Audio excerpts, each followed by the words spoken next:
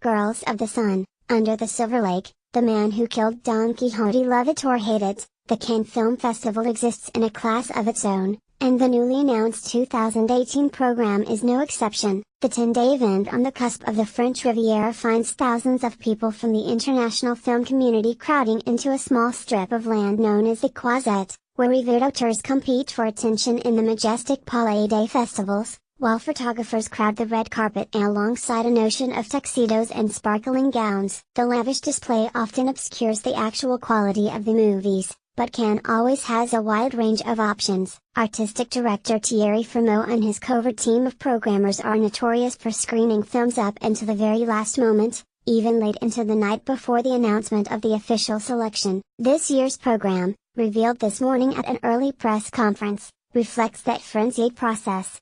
While many familiar names stand out, there are a few surprises as well. Though the festival's decisions tend to be a well-guarded secret up until the last moment, one major development got out early this year: the decision by Netflix to pull 5 titles from various sections of the festival after Cannes maintained its policy of requiring films in competition to have a guaranteed theatrical release in France. With that big twist out of the way, there is much more to explore in this year's lineup, from the range of countries and filmmakers to the ones that didn't make the cut. Here are some of the big takeaways.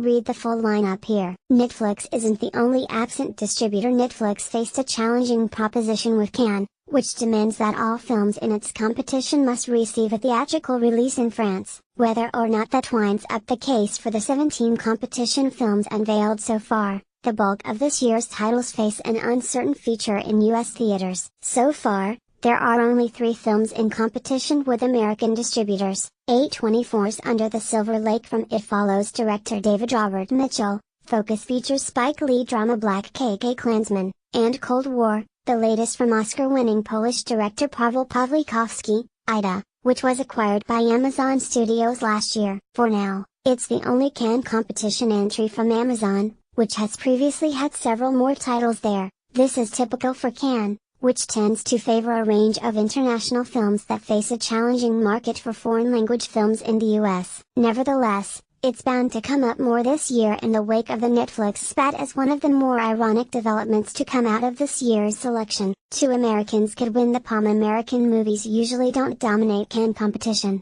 and this year's no exception. In a repeat of last year's outcome, there are 2 American films in competition. Mitchell's movie, Under the Silver Lake, runs a whopping 2 hours and 20 minutes and follows Andrew Garfield in a loopy detective story that has been described as equal parts Chinatown and Mulholland Drive. Harmony Korine's The Beach Bum wasn't ready, announcing the Silver Lake. Frémaux acknowledged producer-distributor A24, a young producer very active in auteur film, highlighting the big jump for Mitchell here after his first 2 films played in Critics' Week. As one of the younger filmmakers in this high-profile slot, he also brings one of the more ambitious follow-ups, and it seems likely that the Cannes response will be a complex one to set the stage for the movie's summer release. Best case scenario, he goes from festival breakout to internationally revered artist. Worst scenario, Southland Tales. Either way, it should be a fascinating dialogue. Under the Silver Lake. Mitchell's film was expected to make the cut at Cannes for some time. The more surprising development, Spike Lee.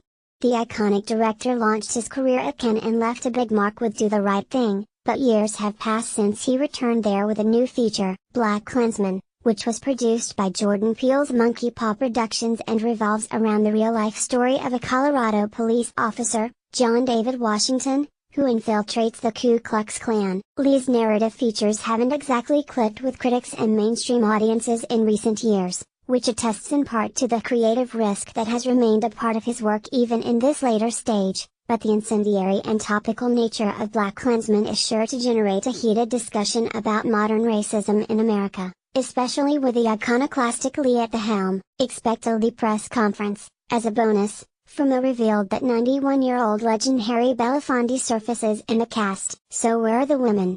One of the biggest criticisms that Cannes has faced is the minimal presence of women in the lineup. In its 71-year history, only one woman has won the Palme d'Or, Jane Campion, for The Piano in 1993, and female filmmakers have never dominated the lineup. This year doesn't change that. Cannes has announced 3 women directors in this year's competition. the exact same number as last year's section. From Mo and festival director Pierre Lescure will likely see an even stronger backlash this time around, as the momentum of the hashtag #MeToo and Time's Up movements continue to highlight gender disparity in the industry. At the press conference, Mo acknowledged the aftermath of the Harvey Weinstein sexual assault revelations, referring to Weinstein, at different moments, as both an earthquake and a hurricane. "The world is not the same as it was last September," he said. "The world will never be the same again."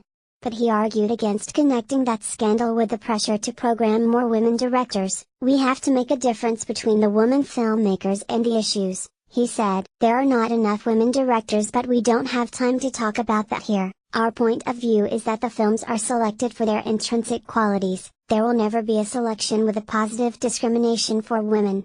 However, he did note that there are more women than men on the jury, headed by Cate Blanchett. NB Ryer has more analysis of Cannes track record with women directors here. "The three women that did make the cut present a welcome range of sensibilities. Lebanese actress turned director Nadine Labaki will make her third appearance at Cannes with Capernaum, which explores the daily lives of migrants in Beirut. Caramel and Where Do We Go Now?